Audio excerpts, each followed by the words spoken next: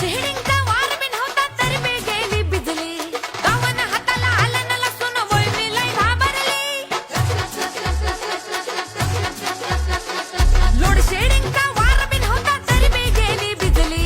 गावन हाताला आलं न लसून वय मी लय घाबरली पक्याला धाडलं वाण्याकडून चुल मी पेटवली टाकताना फोडणी धुरान वय मी केवढे गुदमरली पक्याला धाडलं वाण्याकडून चुल मी पेटवली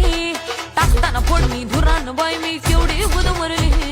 तुमच्यासाठी पेशाला केवढा बाई मी